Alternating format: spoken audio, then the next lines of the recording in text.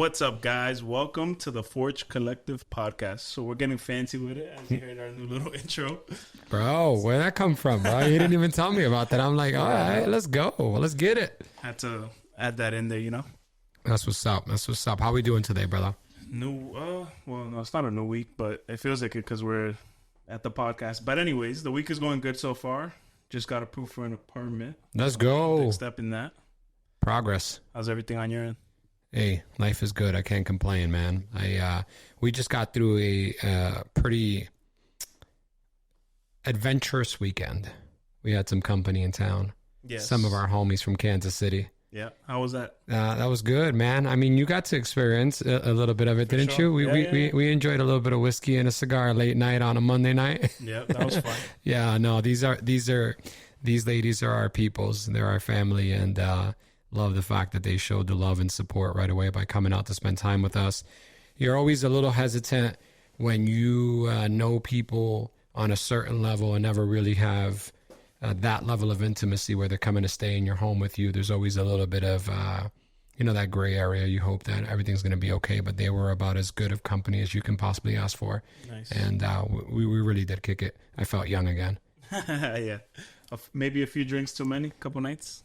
Listen, man, this is an ongoing battle. Yeah. This is an ongoing battle. I'm going through a cleanse right now, right? Oh, damn. 45 hard? Oh, no, 75 hard. That will last a total of 10 days, maybe, if I'm lucky, until the next round comes in. Yeah, man.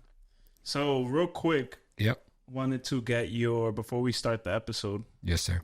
You were going through, I believe, it's not a phase, but you were going through something that I found very commendable because it's not a back step, but it's maybe to the public eye, it feels like it, but you were considering bartending again, part-time. Sure, absolutely. To meet people. Yeah. And I feel like because you're a successful realtor, maybe outside looking in, the people be like, oh, what's going on? This business bad, this and third, but talk to me about that. What's your thought process? Where's your headspace at with that? Yeah. So here's the deal. I love it when I go through a process and I end up discovering that it was nowhere near as big of a deal as I thought it was. Yeah. And that the ego was, in the driver's seat instead of the man searching for his growth, the man searching, for where he's going next. Yeah. And, luckily for me, I've gained enough maturity and introspection in life that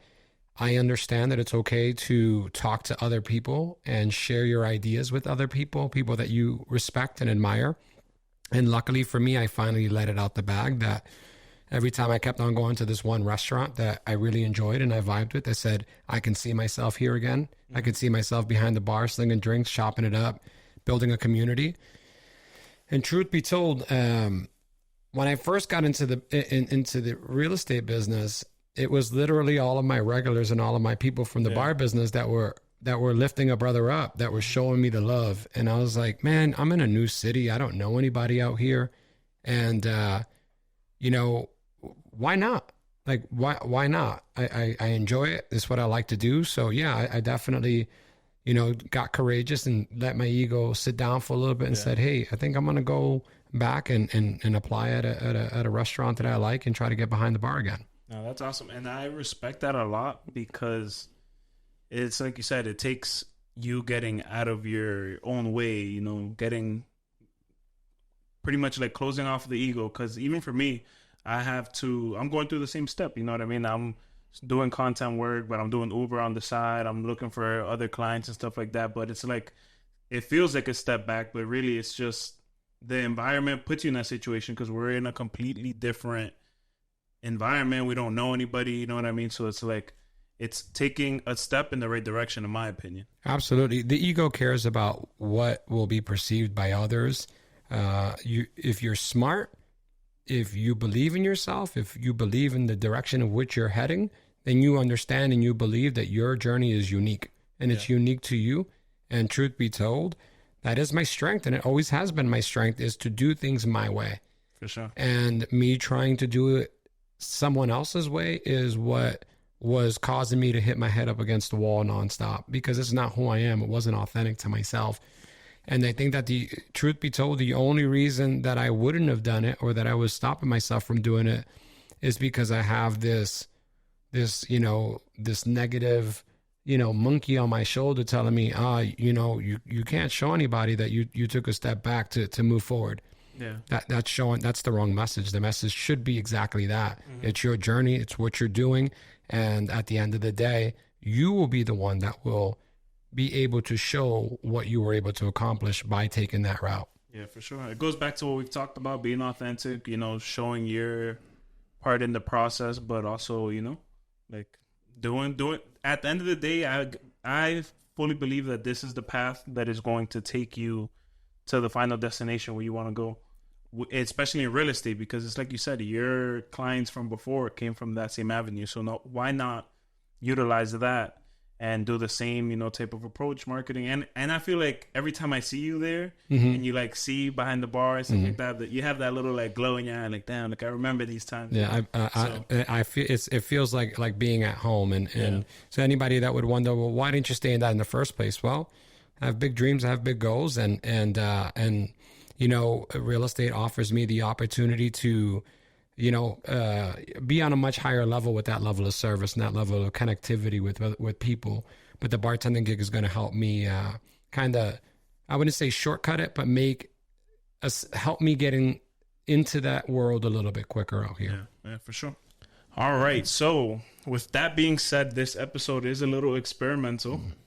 We got what I like to call the call-in mastermind. That's like the segment of this episode. Call in, like the name call in, or like call in? Call in, like phone. It's phone, okay. Call in, because... We got somebody on the line? Yeah, we got somebody on the line. Bro, is it going to ring? We're going to make it ring up in here? We got to add the effect right now. But anyway, so we got a special guest. Okay. This is like... Everyone's going to know once they see the picture, but this is the other side of everything for me, the other side of all the brands that we're building. I love it. Other half, pretty much. But anyways, we got my brother, Ariel. Señor Ariel Depena is in the building. What's good, brother? What's up, man? How you guys doing? We are good, bro. How's everything on your end?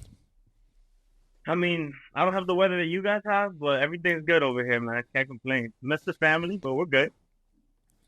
Yeah, man. I mean, I'm not going to brag about the weather. It is amazing. It's like 80 degrees. Yeah. We're holding on strong. Did you realize that you were not going to want to brag about it when you were out here? Like when you first got out here, like it almost feels guilty, right? No, it's like I did the whole Florida thing. So it's like I remember it. And it was so like such a cliche, weird, like, oh yeah, beach weather. It's like, and besides, like we're working over here, so I'm not even focused on the weather. Like that's a bonus. That's sure. That's what makes the work a little easier. That's right. I'm not gonna lie. That's right.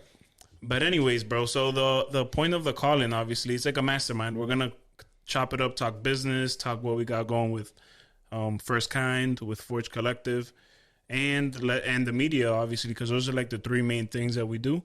And then Charlie is here because of his expertise. So he's going to be like... Whoa. Slow that down. Experience. How about wisdom? Wisdom. Let's call that wisdom. Yeah, wisdom. I've had a few failures in my life that I can share what I've learned from in those failures. But also, you're like the outside looking in. So it's like you're going to be able to put your thought process like the consumer or the first-time audience, even though it's a little biased because you know us, obviously. But sure.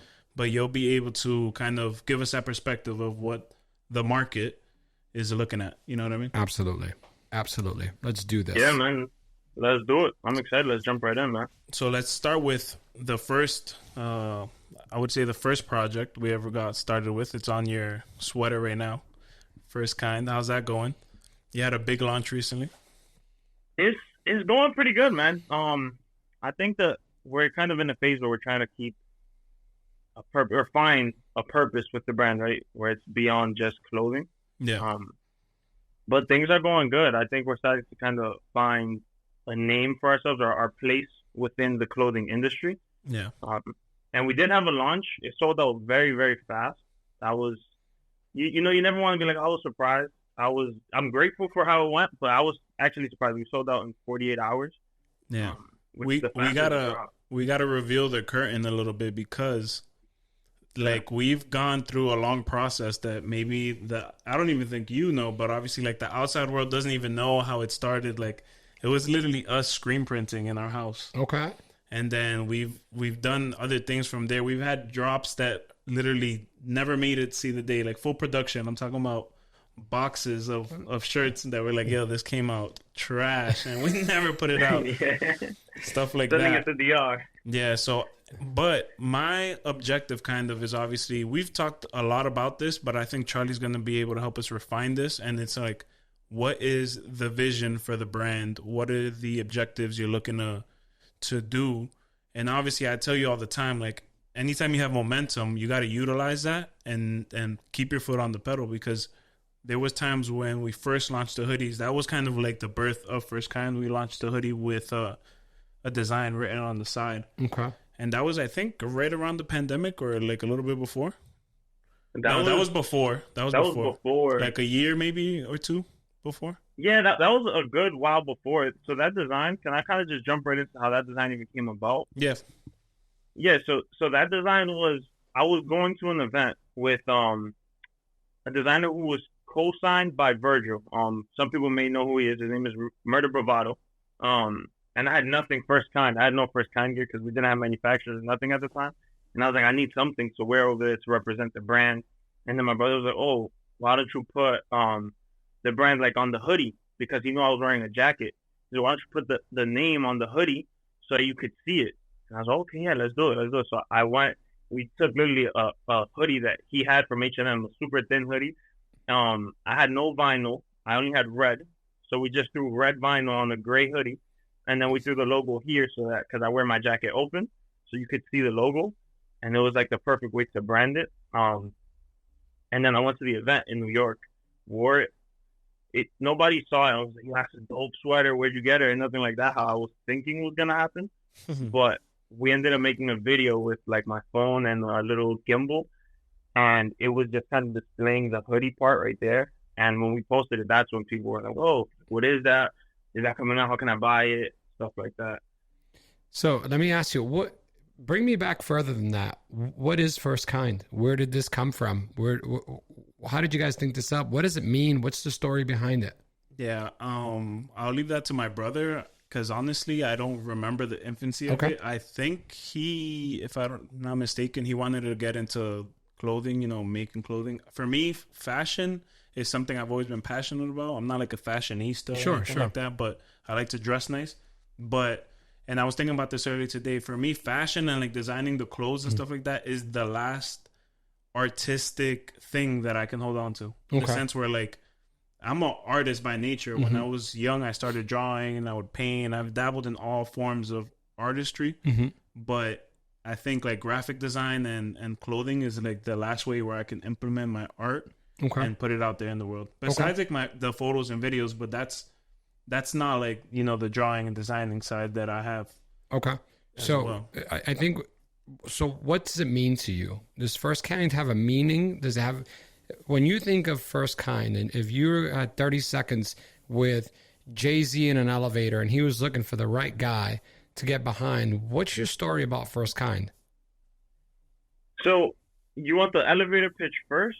Or you want me to explain the longevity and then give you the elevator pitch? I mean, if you need to catch my heartstrings, so I just need to know where this comes from. Where is this coming from? Right? Did you just like the look of the F and the K, the sounds of the First Kind, or is there a story behind this? There's definitely a story behind it. So the brand kind of started off with me and my boy talking about building something that represented being original, because that was the biggest thing. And probably from your times in high school, everybody wanted to be cool, unique, and stand out. So we kind of came up with a bunch of different names, but then after a while, I kind of went my own route, and my friend took his own path, and we went from one long name to just First Kind. And the reason why I ended up going with First Kind was because it's kind of in the name, right? First Kind, be the first of your kind. Anything you do, don't be afraid to stick out like a sore thumb.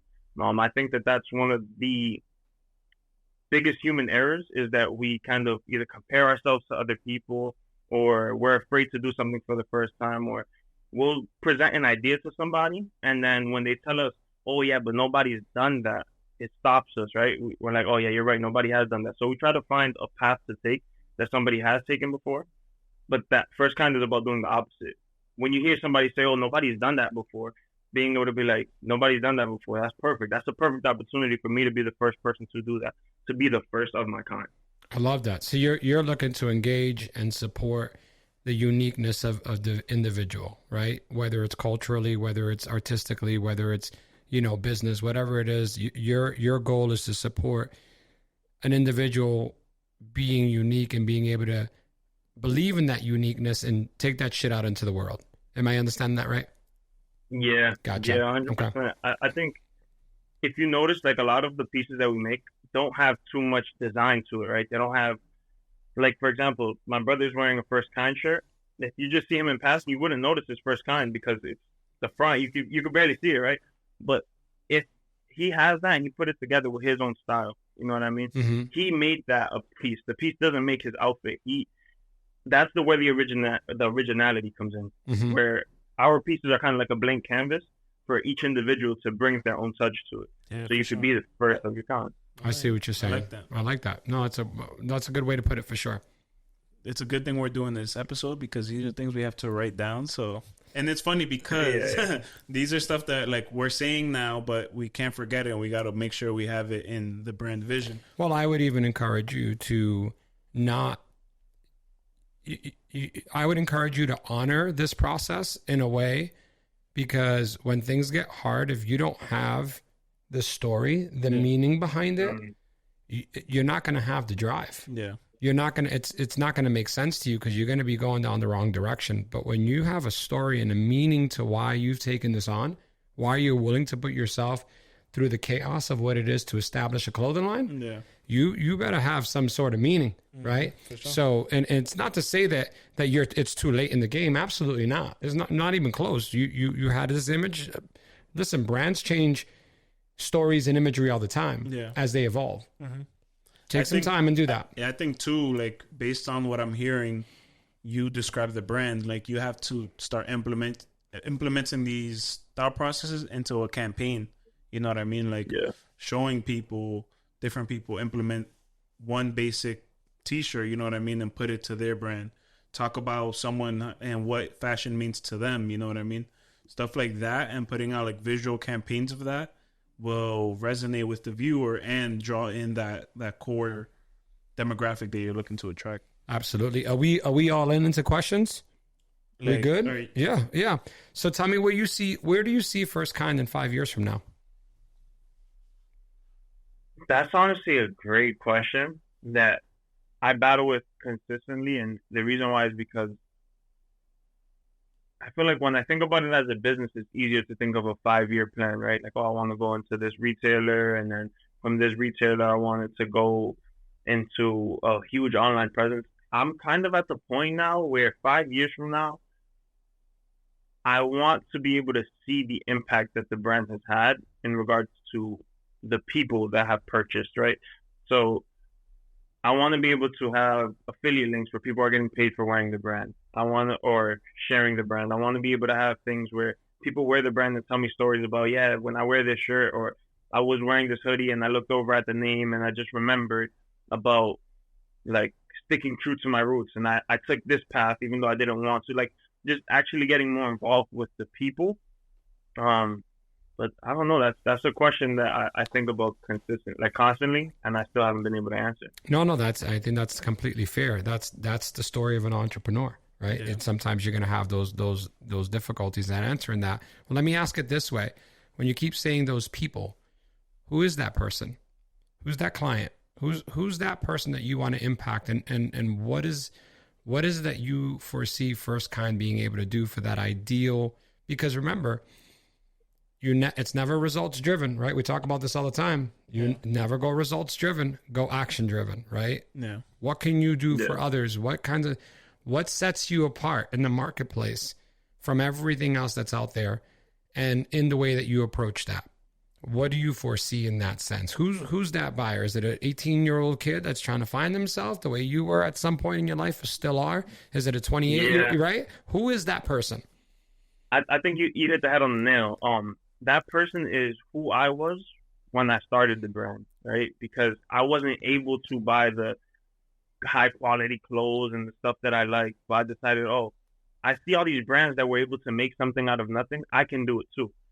And that's kind of why I like the simplicity of First Kind, because I want that audience, those people who I get people who like DM me all the time and they're telling me, oh, I want to start a clothing brand, I don't know where to start, or I want to do this, I don't know where to start. So those are the people I'm referring to. I'm referring to the people who want to do something, whatever it is, whether it's starting a clothing brand, publishing a book, starting to make movies, whatever it is. But those are the individuals that I want to have an impact on. I want them to, through the brand, feel motivated and inspired to continue to move forward because they were able to see the beginning and kind of see the progression as well. Does that make sense? No, it makes total sense. So you'll have like, from the proceeds of the First Kind, you'll put together some educational material, maybe some motivational stuff. You'll guide some of those young people that maybe don't have the same guidance that you didn't have at the time, and you can assist them through that. Is that kind of along the lines of how you would foresee that happening? Yeah. In a perfect world, I would want to just kind of fund the start of other brands. You know what I mean? When there's a kid that was just like me that's like, yeah, I want to do this, but I don't know where to start. And money is actually an issue, because money sometimes is not the issue, because I started off with no money at all. Mm-hmm. But I want to be able to, through the company itself, and even with the money that it's making, because I think all three of us understand that money is a tool. I want to be able to use that tool to provide for others, to build, to help people establish themselves in their field as well. Absolutely. And that's a hell of a worthwhile goal for sure. I can keep doing this forever. So go ahead. No, I was just going to say that's like cool, because we haven't had these like deep conversations, especially in a while. But I love that the vision isn't money driven. You know what I mean? No. Notice he never said, oh, I want this to be my full-time gig, and I want to be in all the best retailers, and I want to be, you know, making X amount of money. Like, absolutely. It was more about impacting people with the art that we put out. Absolutely. And I 100% love that. I'm also sensing that you want to be successful at this, though. Of course. Right. But I also, sorry to interrupt, but I think that something that's super important is, how are we measuring success? And I don't think it's by a number on a screen. And that's a big misconception people have. So I think it's about how many lives was I able to touch, right? How many people was I able to impact? How many of those messages do I get to receive on a daily, monthly, weekly basis, where people are just kind of expressing how we're able to help them out? That's how I would measure that success. But I didn't want to interrupt you. I don't know. No. We're having, this is a conversation. So I like that. How we got to measure something though, right? Yeah. So because if you were to order 150 boxes of these clothes and you have this passion, but you don't go through any of the processes of what it would take to market the product, to engage the community about the product, to enhance the community with the product, to express your mission and your journey out to your clientele, wouldn't you agree that's going to minimize the impact that you can have? And in turn, it's going to essentially, it's a lost opportunity, right? Yeah, because I could agree. Yeah, because if it's going to be your friends and then their kids, and then that's the extent of where you're going to go, but you're passionate about this thing inside of you. So this conversation is not about, it's not about validating or devalidating what you're doing. This is about figuring out how to uncover the best process and to move forward with it, right? And so if you think about it in this way, I love your vision and I love the direction that you're going in. What do we need to do to take one step at a time so that it can self-realize itself, right? So I think it comes down to the branding and the marketing campaigns, like through social media, obviously, and Instagram, stuff like that. But it's about not just putting out the clothes, you know what I mean? But no, also absolutely. showing the community aspect of it, showing the vision of what we want, like the target audience to look like, you know what I mean? Absolutely. Showing how it's impacting other people. Absolutely. Stuff like that, because if you think about it, everything we just talked about in the last couple minutes, nobody really knows. Everyone just thinks it's a clothing brand, and they're going to associate it with just another clothing brand that just wants to come up and sell clothing. You know what I mean? You know what this clothing line reminds me of? Back when I was coming up, remember FUBU? Yeah. Yeah, of course. Right? What was it? For urban. I apologize. I'm going to look like an idiot on this one. We're probably going to need to cut this out. But I think it's for urban black youth. But youth is not spelled with a U. But it was something. Look it up on your phone. I'm looking it up right now. Yeah. It stands for something like that. No, absolutely, exactly absolutely. And so I used to rock FUBU. Yeah. I mean, I used to rock FUBU on a regular. Want to know why? Why? Because it was made for people like that look like me. Yeah. And because they marketed that, because they showed me people that look like me wearing that product. That's what I'm saying. And they showed me successful people that look like me wearing that product. And they for us, by us. For us, by us. My bad. For us, by us. Right? It's very, very similar. So what you're asking people to do is to see your vision. But what if I don't know your vision? Yeah. I can't know your vision by just seeing the shirt on your chest. To me, it's a good looking logo. Okay, fine. When I want to look good, I'll buy that. But if I want to support a cause, but if I want to be part of something, but if I want to show the rest of the world that this is what I'm part of, I need to know what your vision is. I need to know what your story is, and I need to know what I'm supporting. Yeah. Right. And so in that sense, I think this is a good thing. I don't think this is a bad thing. I think this is a good thing. And let the sales answer themselves. Yeah. But this at least brings you down the path and the journey of what it is to take something from infancy and to rise it up and to not give up just because it gets a little bit tough, or to say, you know what, I don't really need to see that success. It's okay. Yeah. For sure. You get what I'm saying? Am I on the right track here with you? Yeah, I agree. Yeah, no, it makes sense. Okay. All right. To transition into the next part, let's go into, we got a little bit about what First Kind is. Do we have some action? I think we have action steps on what to do. Obviously, it's implement the story and the vision and mission. Find yourself a mentor, somebody who's done something like this before, somebody who's doing it, right? And have somebody that you can get on the phone right quick. Yeah. I think that just start with that. Start with that, and also being transparent about what the future looks like for the brand. And I think, just based on what I've seen, is building your personal brand around your mission, your values, and how that implements with the brand. Absolutely. Because I think I always come back and think about one of my favorite brands, I've said it before, is Represent. And that's George Heaton. Yep. He's the one who created it. But the cool thing about him is that he has a YouTube video that shows the day in the life of what he's doing to build the brand. He also, his Instagram, if you look at it, you can see what he's all about, what he represents. Absolutely. Fitness, dedication, discipline, clean aesthetic looks in fashion. You know what I mean? A minimalist wardrobe where it can be worn by anyone in any way, and you can put it on from head to toe. Absolutely. You know what I mean? So I think you have to start putting that together for yourself, because George is doing it in his own way, but now you're going to do it in your own way, and you're going to attract certain people that look like you know what I mean? Because George Heaton he's taken over, globally, but he's a guy from London, and he's built his brand over there from England, and he's taken over that market because everybody just relates to that, you know what I mean? And even here he's doing it, but it's like you're going to have people who come from your type of background, who come from an inner city, who look like you, and they're going to want to dive into what you got going on. So, yeah, and I'm sure I bet you, I can almost assure you that I don't know how long he's been in the business, but I know it's been a long time. And it's been one step after the other. Yeah. So be careful to not want to leapfrog all the way to that level. Even if somebody else, it don't matter. If you believe in this, that's why it's important. That's why I'm asking the questions I'm asking, because they're tough truths. And you can only get through tough truths if you are passionate about what you're doing. So one of two good things is going to come out of this. Either you're passionate, you're going to be like, fuck you, Charlie, and you're going to keep pushing. Or you're going to be like, you know what? I'm discovering that maybe this is not what I wanted to do because I can't put the passion behind it. I'll go do something else. But one way or another, honor yourself by giving it everything you got. Yeah, and honestly, I will say,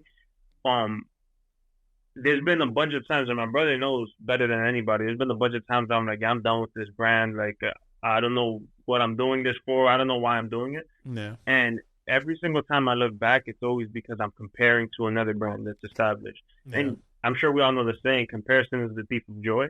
So, I mean, I want to say that because for anybody who's listening that has seen my brand be inconsistent, has gone through those phases, those ups and downs with us, understand that. And if you want to have your own thing, whether it's clothes, again, whatever it is that you want to do, there's going to be times where you're going to have those ups and those downs, and that's natural. Yeah. But it's right back to your point, Charles, just understanding why you're doing something and sticking to that, the impact, the why factor. Absolutely. Nobody's measuring the level of the steps so long as they're moving forward, brother. And that's what it's about. Just keep moving forward, and the view will change. And when the view changes, things get a little bit easier, a little bit brighter, and a little bit more enjoyable. No, for sure. And it's commendable that you've stuck around and you know, have revitalized the brand. It's definitely been, I'll take some credit and say that it's been me pushing him sometimes, because there's times where he's like, oh, it's like, you know, I don't want to do this, or it's that. And it's like, yeah, but he took such a long hiatus because he's going through that comparison thing. Mm-hmm. And I'm like, bro, just put something out. Like, you know what I mean? Because there was even times where we had the back and forth discussion where it's like, no, but it's manufacturer and this and that. I'm like, dude, manufacturers are everywhere. Like, that's not the problem. It's that you just got to want to drive. You know? Absolutely. You got to have to drive and push through those moments where you don't have that perfect design or whatever. But, like, don't let it just go stagnant and disappear on people. Absolutely. If you're passionate about it. And if you're not, listen, there's been a bunch of things I've done in my life. Bro, I think I bought a bunch of sunglasses one time and some colognes and sat at a gas station trying to sell them, bro. I swear to God, it's the first business. You know those oil colognes? Me and my brother Pedro went to a gas station trying to sell these things. Bro, I've done so... many. We've been there. Yeah, man. but we here's were the thing. hustling colognes in the flea market. The quicker. Don't. Being an entrepreneur is learning as quickly as you can and keeping it moving, right? Yeah. So if you have to have a set of values and rules that say, yes, I keep this, or no, I don't keep it. And you don't owe anybody nothing. I don't care if somebody bought 20 from you the last time you put them out, but you didn't sell as much as you wanted here, or you didn't even enjoy yourself. You don't owe that to nobody. But if you're passionate about it, you push. And if not, hey, vamos a seguir pa'lante, right? And you're going to go on to the next thing. Today's younger folks, I understand when you find something, you just, you want to, bro, don't let nobody tell you. I respect the person who had 30 jobs, started 30 businesses over the person who started one business and killed it all day, every day. Yeah, because the other person kept trying. Exactly. Yeah. That's resilience right there, brother. So have rules in place for when you know that it's either time to move on or it's time to push harder. Yeah. Yeah, I think it's about finding out how to set those rules, right? Because that's something that I struggle with. I don't know how to. Not that I don't know how to. I guess the battle of when I was going through those phases of I don't want to do this, I want to do this, I don't want to do this, is identifying, all right, why don't I want to do this? How do I want to determine if I want to do this? What is it that's going to keep us going? So having those, I'm going to switch this on you. I'm going to ask you. Well, I'm just going to ask you a question. Sure. Carlos. How would you what would your checklist look like when kind of determining, all right, I want to continue down this path. This isn't for me. I've gone down this path long enough to know this isn't for me. What is it that you're looking for to be able to identify that? Am I giving it 100% and enjoying that 100% and in a timely manner seeing results? So if I give something 100% and I do that for a year and I'm like, I'm not really having fun and I have a bunch of results, I have to evaluate that situation, right? So I think you have to determine why are you doing something. For me, let's use for real estate, for example. I got into real estate my first 3 years. First year, I went all out, gave it everything I had. I was super excited. I think I only made like $40,000 my first year because I was on a team. Only? I mean, I'm saying, but I'm talking about, working 50 hours a week, giving it all I had. Yeah. Kept pushing. I love helping people. I love helping families. I felt it in my heart. Yeah. Like it made me feel good. It wasn't just about the money. It improved my quality of life. I'm going to stick with that. I'm going to keep pushing on that, right? Because it's filling my cup. But if I was to do it and I was to sell God knows whatever I could sell and I was absolutely miserable, I'm going to move on. You have to, that's why it's important to know your vision and to have a story. And it's not easy. I'm not saying that knowing that stuff is easy. Yeah. You got to go through it. But there's one thing that I learned that I left Lawrence with that was a lot stronger than was beneficial to me. And that was ego. And not the ego. I think a lot of people don't understand the true definition of the word ego. I know when I was coming up in Lawrence, ego was like, you're being egotistical. Diablo, tú eres come mierda. No. Ego is that voice inside of you keeps telling you what other people are going to see and what they're going to say. Yeah. That's ego. Yeah. When you make decisions because somebody might ask you and you don't want to hear the call or the comment that, yo, you gave up on First Kind. Yeah. If you make a decision in your life because of that, that's ego. For sure. If you don't want to look like a failure. If I don't want to go back to bartending, knowing that it's going to help the rest of my future because I'm worried what someone's going to say about me, that's ego. Yeah. Right? We have to be careful about our egos. And it's not, ego is not a bad word. It's just, it is that devil. No, I apologize. Not rephrase. It's that voice inside of us that is just trying to protect us from getting our feelings hurt or having somebody talk trash about us or making ourselves feel like a failure. Yeah. If you can move forward in a way that says, hey, I tried. This ain't for me. I'm going to move on to the next one. But at the same time, know how far you're willing to go. Yeah. I also think it's important to, if you're going to like either like put it to an end or quit, let's just say, do it when you're on top, not when you're in the bottom. Just because it's easy to justify everything when you have no motion, when you're like, oh, I don't have sales or I'm not making much money. And then you think that that's why you're quitting. But then eventually things look up and you keep putting in the work. If you are at the top, not I'm saying like you're, millionaire, but let's say you have a consistent clientele, you're making a full-time income off your clothing, what used to be your passion, and you see it turn into something it's not, then you know what I mean? Like, all right, maybe this really wasn't for me. This wasn't the path because what it requires, I'm not willing to do. You know what I mean? It's like think about anything. Like, think about you want to be a soccer player. If you suck and you're just learning, it's easy to say, I don't want to do this. Why? Because you're no good. You haven't put in the work yet. But what happens when you're the captain of the team and you're on the newspaper, you're scoring goals, you're getting recruited, and then I guarantee you most of the people are going to be like, yeah, I love this. Why would I stop? I'm going to keep going.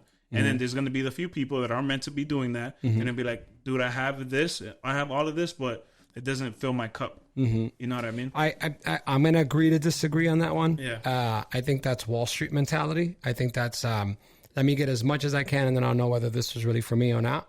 I think that's a slippery slope. And I think that because you're not honoring, you're honoring results driven, material driven, exterior driven, and not interior sacrifice, internal. And that's basically saying that the internals, we should just suck it up and push forward. Right. And I think in some instances that's acceptable, right? I think that's worthy. That's acceptable, but we're not talking about. We're talking about deciding whether you want to continue with a business or not. Yeah. Right. We have different schools of thought on that, and I come from that school of thought. That's what's made my life a little bit different. That I've been willing to. I don't go fuck. This ain't for me. Yeah. I'm moving on. Right. I'm gonna do that, and I think sometimes that in itself takes courage. Yeah. But my thing is like the reason I say it is because it's easy. I feel like it's easy to quit if you don't see anything happening. Okay. You know what I mean? Because how can you say, oh, this isn't for me when you haven't even had a taste of what being in that position feels like or being in the growth of that process or at the pinnacle of it feels like. You know what I mean? Because that's like... Go ahead. I was going to say, I feel like it's something where we should measure it based off of maximum effort for a duration of time. Right? That's I can. And when you just said what you said, I can get on board with that. Yeah. What I didn't grasp was when you're on top, then you can. If you can get there, but even just have some momentum. If you give the effort. Yeah, you should be able to get there. If you give the effort, you do the work, you go out, bro. If I would have quit after the 8th attempt to qualify for Boston Marathon, it would have been acceptable. That would have been okay. Yeah. That would have been completely okay because I tried for 8 years to qualify and I got within 17 seconds. No one could have said to me, bro, you're not the same winner that you are in reference to doing the marathons, right? Mm-hmm. You couldn't say that to me. I tried, bro. Yeah. I could have quit after 4 attempts and that should have been okay, right? But I didn't. I pushed through and I got through on the 9th one. That was that important to me. You told me to do that for Kona Ironman. I'm not doing Kona Ironman. It's not on my bucket list right now because and it's hard, but not everything is for me, right? Yeah. And even though my boys and my homies are doing it, I was like, am I willing to sacrifice that much to do that?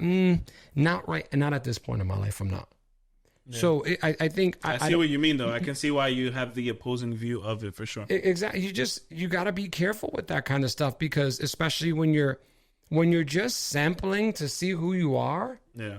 And figuring out what you're about and what you care about, you shouldn't attach it. What were you, 19, 18 when you started the clothing line?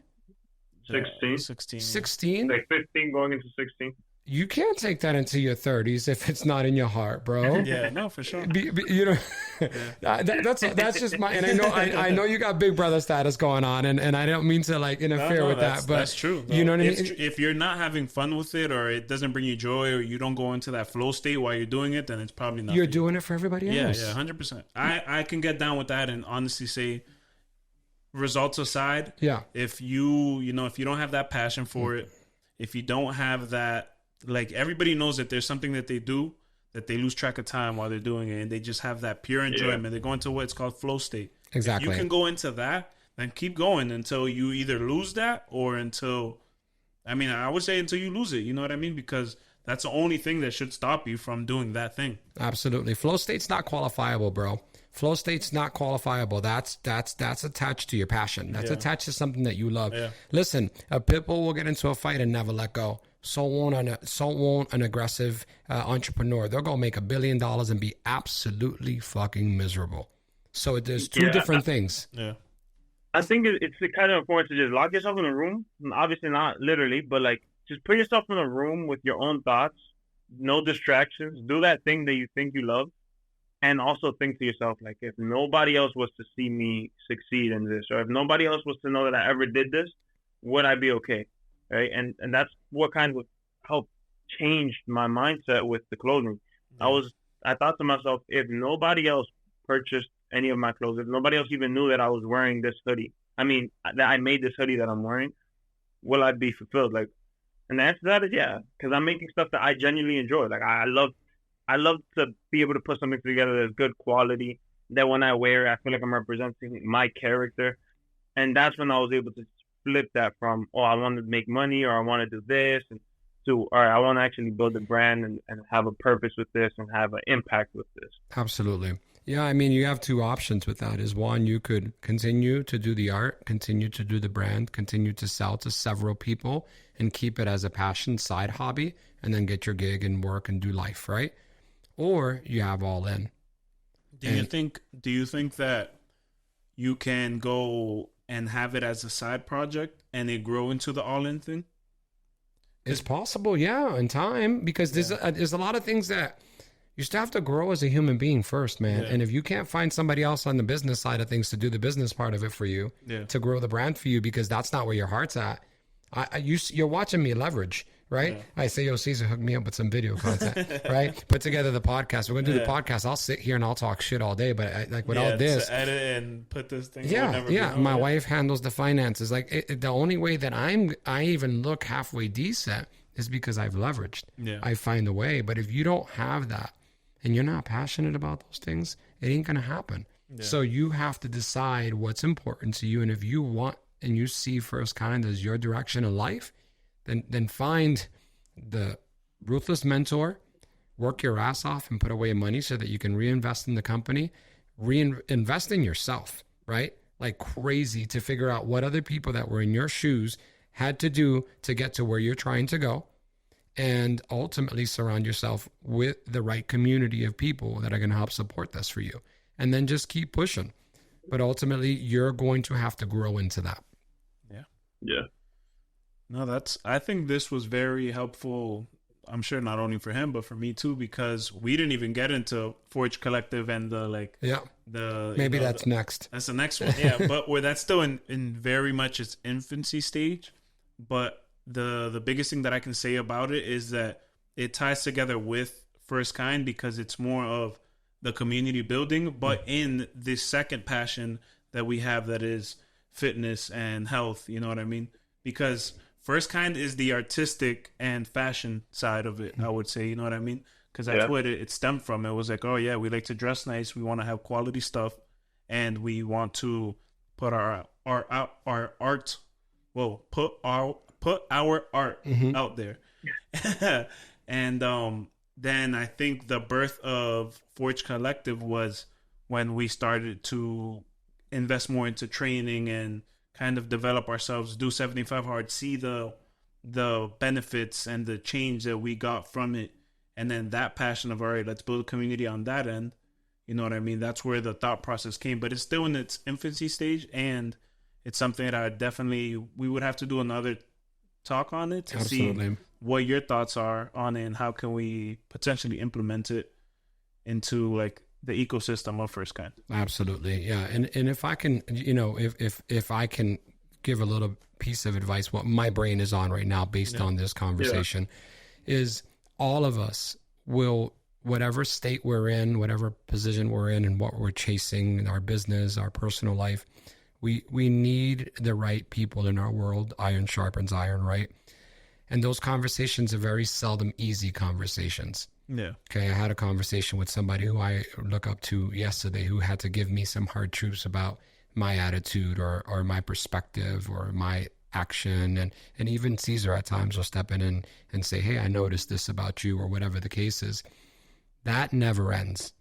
So one of the things that we all have to do as soon as we possibly can, and I'm telling you this from my own personal experience, is we have to learn how to receive feedback.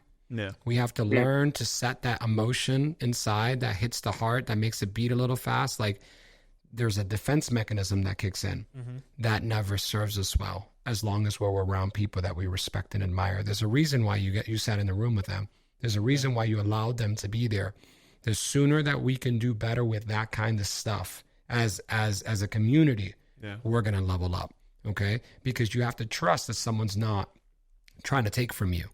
They're not trying to minimize you. They're trying to give you some insight so that you can see the next steps. Yeah, for sure. Right. And I promise you that was really difficult for me when I was younger.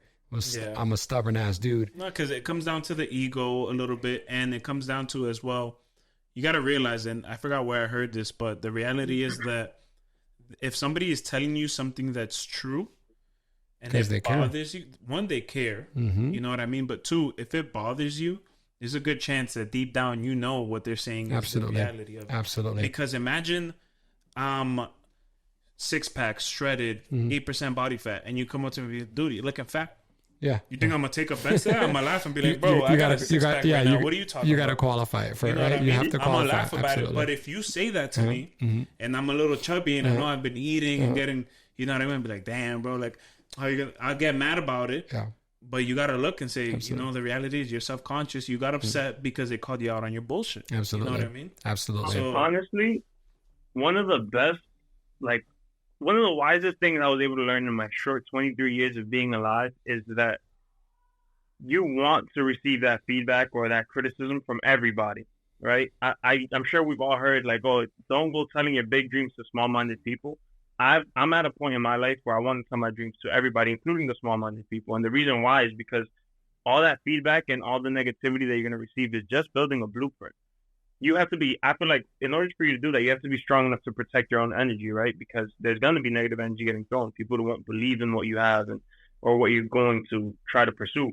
But if I go and I tell 10 people, look, I'm going to move to Europe next year, then those 10 people tell me, oh, you can't do that. What about your health insurance? Or what about your bills? What about all these things? And I just write each of those things down. And I find out how can I solve each one of these things that these people told me. Even though I know I've told them to some people who probably are thinking small-minded or that are just telling me something because they want to see me fail. Yeah, but you're fortifying the dream. Things, yeah. Yeah. So it's gonna give you that blueprint. You're gonna know, okay, after I check off all these boxes and I solve all of these problems, I know that I have a foolproof plan And and I'm ready to go. it comes down to what Charlie said is like, don't take offense to it. Don't let your ego, you know, block that advice that you're getting. Instead, take it in, use it as constructive criticism, and implement it or improve on it any way you can. Absolutely. Absolutely. Yeah. But yeah, man, with that being said, I Good think that shit. we can Good definitely go stuff. forever. We can do another one. But I think that was a good episode. I feel like anybody who is looking to do a clothing brand or something along that space, this will definitely serve them and kind of get them thinking of like, what do I need to start doing to implement my vision? You know what I mean? And also get your vision out there. This was a good episode for that because now anybody can see this and reference, oh, what is First Kind really about?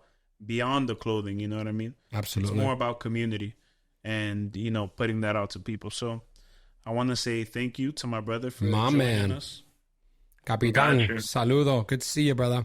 All the way You from too, the man. I'll East see you guys Coast. soon, hopefully. Yeah, be safe, and we'll see you soon. When's the next drop for First Kind coming out? We got an So we're exclusive actually for the doing a people. restock tomorrow. Restock? Well, if No, by the time you that's- guys see this, it'll probably be too late. Yeah. But this is gonna be a small restock. Next drop, I want to do the summertime. Okay. I want to drop. I'll let you know what we're gonna drop. Yeah. Keep that. You can't just. Keep that on the low. It's But summertime all the time over here, it's though, gonna so get we dri- need that early. There you go. But it's going to be a special feature here on the Forge Collective podcast. There you go, guys. Yeah. All right, brother. Be easy, man. Much love. Thank you to everyone for See you, tuning man. in. All right, peace. Check you guys out.